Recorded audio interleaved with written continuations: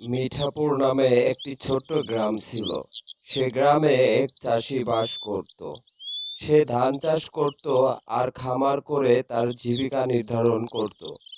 তার বাড়ির সাথে ছোট্ট একটি হাঁসের খামার ছিল। পাশের একটি জঙ্গলের ঝোপে একটি শিয়াল থাকত। চাষির হাঁসগুলোর উপর তার শিকারের নজর পড়ে। সে হাঁসগুলোকে চুরি করার সুযোগ খোঁজে।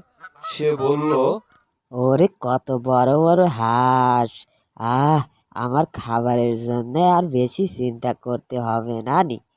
প্রতি রাতে একটা করে হাঁস খেয়ে ক্ষুধা মেটাবো। আজ রাতেই একটাকে ধরে খাবো। সেদিন রাতে শিয়ালটি সেই হাঁসের খামারের কাছে গেল। ওহ, কি তরতাজা হাঁস! আরো একটা ধরে খাই। না থাক, প্রতিদিন একটা একটা করে খাবো নি। এতে চাষিও বুঝতে পারবে না।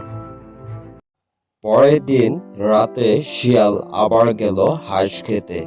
আজ আর এখানে খাবো না, বাসায় নিয়ে গিয়ে আরামে বসে থেকে খাবো নি। শিয়ালটি তার খাবার মুখে নিয়ে বাসার পথে চলল। সে জঙ্গলের পাশ দিয়ে যাচ্ছিল। যাওয়ার পথে সে একটা বাঘের মুখোমুখি হলো। কিরে শিয়াল, আমাকে ফাঁকি দিয়ে শিকারের ভাগ না দিয়ে কই যাচ্ছিস? দে আমিও খাই।